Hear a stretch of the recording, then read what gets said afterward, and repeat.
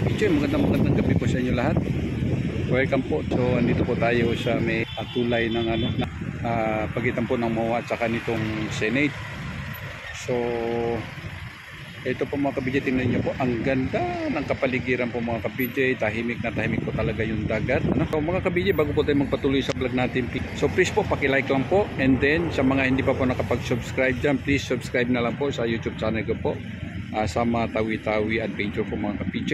So malayo na po itong pagkakaiba po mga ka-PJ. Dati po yung tambak po nila nandito po mismo yan sa may bangka na, nandito po mismo sa may gilid na yan. So ngayon wala na po, nilayuan na po nila, napakalayo na po mga ka-PJ. So tara po, samahan po ninyo ako, doon po tayo sa may MOA po mga ka-PJ. Dito na po tayo sa kapaligiran po ng ng MOA po mga ka-PJ. So ito, hali po kayo. Talagang nilayo na po nila. Hala na dati po harang na po dito po mga PJ. So dati po yung yun sa kabila hindi na po natin makikita bandang baba. Taas na lang po, kabila na lang po yung kalahati na lang po yung building makikita natin pag dito tayo. So ngayon wala na po, buong po yung building po mga PJ. Dati po halos agad na po ginawa nila mga PJ. Halos agad na po dati ang tambak nila, ngayon wala na tayo. So maganda na ito mga PJ. At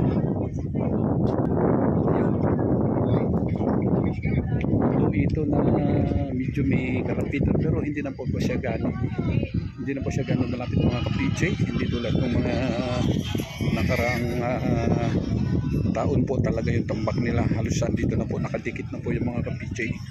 So ngayon okay na po siya, wala na po ipangamba mga ka-PJ. So hindi na po tayo kakabahan. Kumbaga sa makatulog na po tayo ng mahimbing dahil sa hindi na po tayo natatakot pagka malakas ang ulang, babahay na po tayo Metro Manila. So medyo na po ito, maluwag-luwag na po ang hinga dito po mga ka-PJ. Ayan o. So dapat naman talaga ganito ang ginagawa nila, yung hindi na talagang isagad kaagad. Dati po napakasagad na po mga ka-PJ. Magkasano magkapalitan na po sila ng mukha. So sa dikit. So ngayon wala na. Ayan, tingnan ninyo. Saka maganda rin naman ganito kung mauulit din po yung yung mga pasyalan, kasi dati na talaga meron po dito pasyalan dito. Mag-rent tayo dito parang 200 ata or 150 ganun. Ay ride ka nila mga 1 hour ata dito. So ngayon mas maganda na po dito dahil medyo maluwag na, and then at wala na siyang alon, no? Wala na, maganda-ganda na rin po siya mga ka-PJ, tingnan. So ayun, tingnan po natin ninyo. So ayun mga ka-PJ. So mga ka-PJ, ayan po yung nila, yung service nila po mga ka-PJ, at pagpalaot, pagpapababa sila. Ayan, dire po. So tingnan din yung mga ka-PJ, ganda-ganda na rin ang kapaligiran. So mas okay na rin po kanya mga ka-PJ, mas okay na rin po sa ganito mga ka-PJ dahil pinalayuan na lang po nila. Saka nawala na po yung dito, wala na yung alon, no? Wala na po yung alon mga ka-PJ. Dati pagka ganito ganito panahon, medyo maalon po dito sa kapaligiran po dito mga ka-PJ. So ngayon medyo wala na po yung alon. Naganda na po yung alon ng kapaligiran mga ka-PJ. Ganda na po ang kapaligiran mga ka-PJ.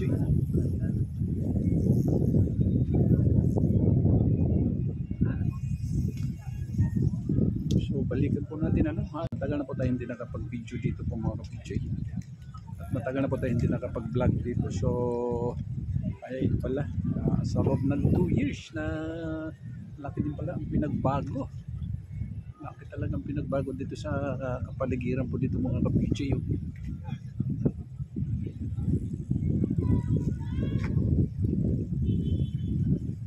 So yun, yun, bali yun ang pinakabungangan niya.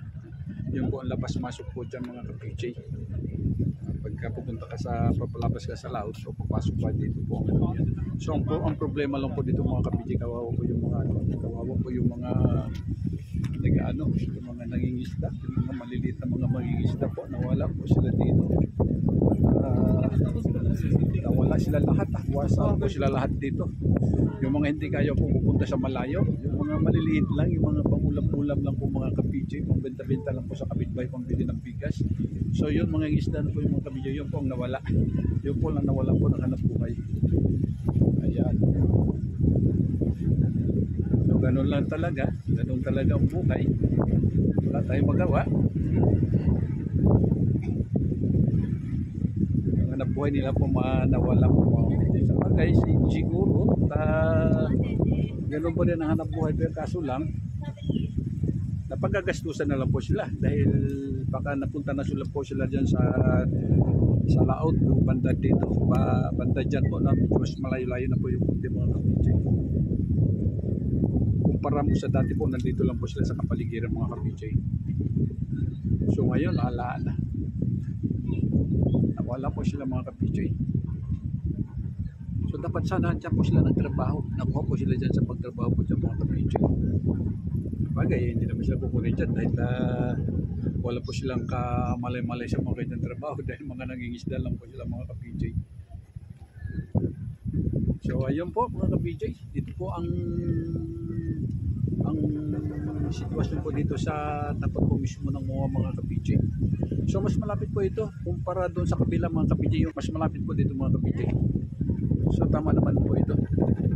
Hindi po tayo kinakabahan. Hindi po tayo kinakabahan dahil sa walang lagusan ng tubig. Hindi po tayo kinakabahan. Tingnan po ninyo mga ganyang kalakas ng ulan doon. Lakas po ng ulan doon. Sa may bandang Manila, sa bandang Caloocan, sa bandang dagat-dagatan po sigurado yung mga ka-PJ, napakalakas ang ulan dyan. So sigurado naman po ang baha dyan. Nakatakot-takot naman po ang baha dyan.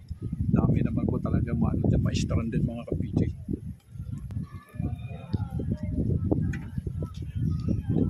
Dilim na po ang kapaligiran mga ka-PJ. Grabe ang dilim.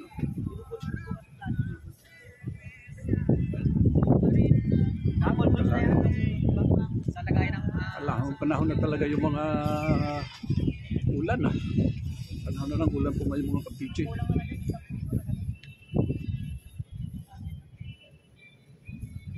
So ito, dati-dati dito na sila. So ngayon wala. Medyo nagkaano na po mga ka-PJ, medyo nagka-view na po siya kunti. May kunting view na po ulit ngayon mga ka-PJ. So dahil maluwag na, dati-dati po yun po ang ano natin, pag nandito po tayo, yun mismo ang haharang po sa pagmumukha po natin. Mismo yung mga tambak nila, so ngayon wala na. Nabawasan na po yung mga ka-PJ. So ayan, nakita naman po ninyo mga ka-PJ, inano na natin. Titingnan po ninyo yung mga nakaraan na video natin at saka yung mga ibang vlogger po mga ka-PJ. Pagkumpara po ninyo yung tambak nila ngayon at saka yung mga nakaraan po, mga last year, mga ano po mga ka-PJ. Ayan. Malayo na po pagkakaiba. So, thank you so much po mga ka-PJ. Maraming salamat po sa inyo lahat. Hanggang dito lang po vlog natin. God bless. Mabuhay po tayo lahat mga Pilipino. Ako po itaos puso po ako magpasalamat sa mga suporta po ninyo sa vlog ko mga ka-PJ. Thank you so much po sa inyo lahat. Pagpalain po tayo ni Lord mga ka-PJ.